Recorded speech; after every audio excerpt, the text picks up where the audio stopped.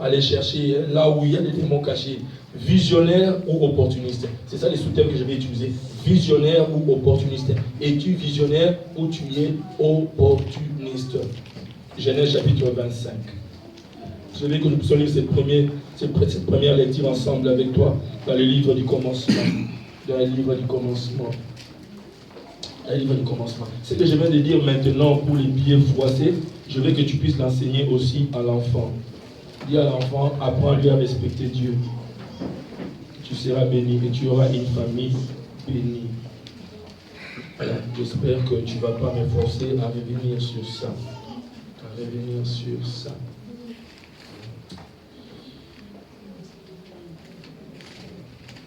Tu n'es pas obligé de bénir Dieu, comme Dieu n'est pas obligé de te bénir. Ça dépend de comment tu vis avec lui. Genèse chapitre 25, verset 20 au verset 26e. Est-ce que quelqu'un est avec moi? Est-ce qu'on peut lire la parole de Dieu ensemble? Lisons-le à haute voix, s'il vous plaît, au nom de Jésus-Christ. Abraham engendra Isaac. Isaac était âgé de 40 ans quand il prit pour femme fille de Bethuel l'Araméen.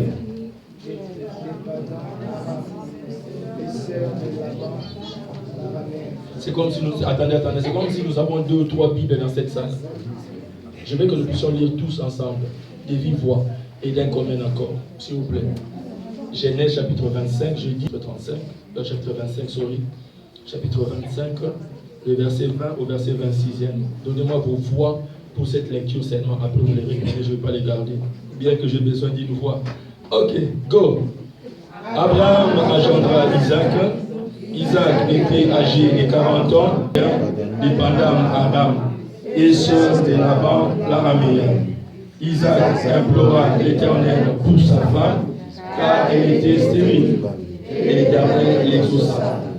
Rebecca, sa femme, devint enceinte. Les enfants se heurtaient dans son sein, et elle dit, s'il en est ainsi, pourquoi suis-je enceinte? Elle alla consulter l'Éternel. Et l'Éternel lui dit, 2 nations sont sorties de tes entrailles.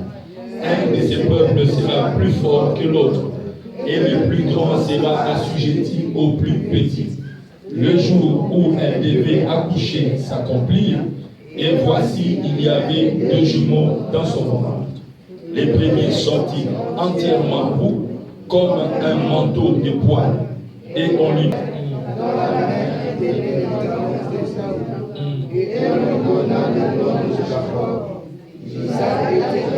60 ans lorsqu'il est acquis. Père de gloire, notre Dieu, merci éternel Dieu, car tu comptes les temps éternels pour que nous puissions recevoir.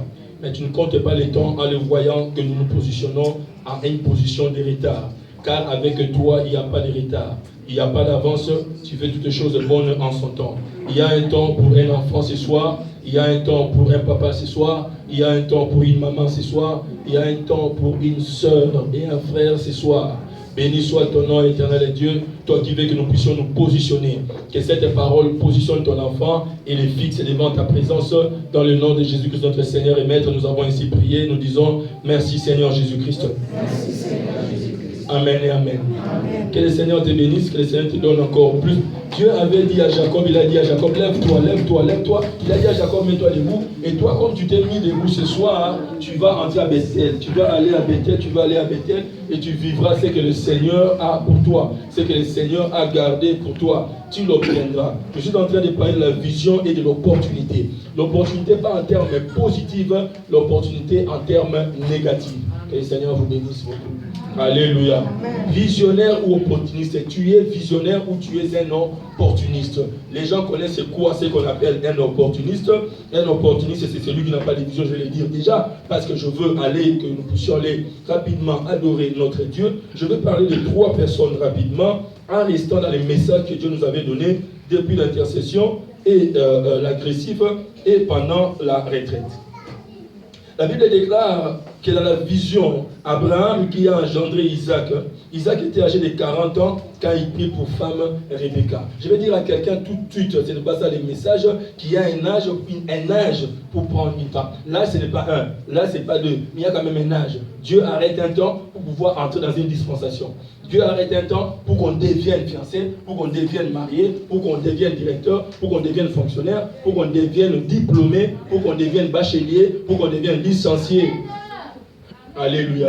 Dieu donne toujours un temps pour qu'on puisse entrer. Mais ce temps peut nous échapper entre les doigts si nous ne sommes pas prudents ou prudentes de ce que nous sommes en train de vivre et d'expérimenter. Mais pour le cas d'Isaac, il n'a pas raté ce temps. Lorsque Dieu cite l'âge de quelqu'un dans une situation, il est en train de vous dire voilà où vous devez être, voilà ce que vous devez faire dans votre vie dans cette période-ci. Dans cette période-ci, vous devez avoir une proposition de mariage. Dans cette période-ci, vous devez être fiancé. Dans cette période-ci, vous devez être marié. Dans cette période-ci, vous devez avoir un travail. Dans cette période-ci, vous devez avoir un enfant. Dans cette période-ci, vous devez avoir un travail. Dans cette période-ci, vous devez changer de continent, changer de pays, changer de ville, changer de position, entrer dans la dispensation nouvelle. Dites avec moi, nouvelle.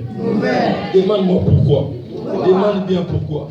Parce que tout à l'heure, j'ai dit que Dieu fait toutes les choses bonnes en son temps. Chaque chose a un temps. Chaque chose a un temps. Mais le diable amène que le temps de certaines choses puisse pouvoir nous échapper entre les doigts. Et je déclare pour toi que ce qui est de toi ne t'échappera pas entre les doigts.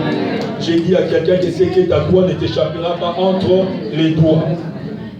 Et pour une personne, ceci, c'est une prophétie. Isaac implora l'Éternel pour sa femme, car elle était stérile. Elle ne produisait pas d'enfant.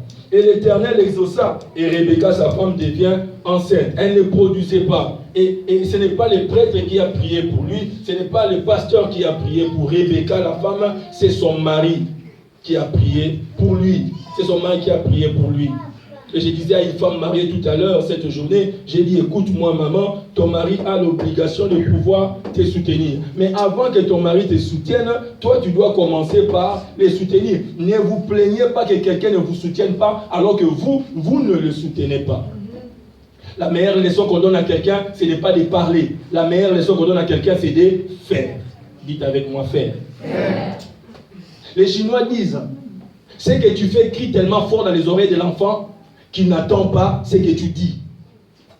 Tu peux bien dire, tu peux bien gronder, tu peux bien crier. Il ne faut pas suivre les mauvais films, il ne faut pas suivre les mauvaises émissions. Ça c'est sale, Dieu n'aime pas ça. Mais c'est ce que toi tu suis, c'est ce que l'enfant voit que tu suis. Donc tes cris là sont très faibles par rapport à tes actes qui crient plus fort. Merci beaucoup maman de me donner les souris, c'est que tu te reconnais et tu te vois dedans. Alléluia.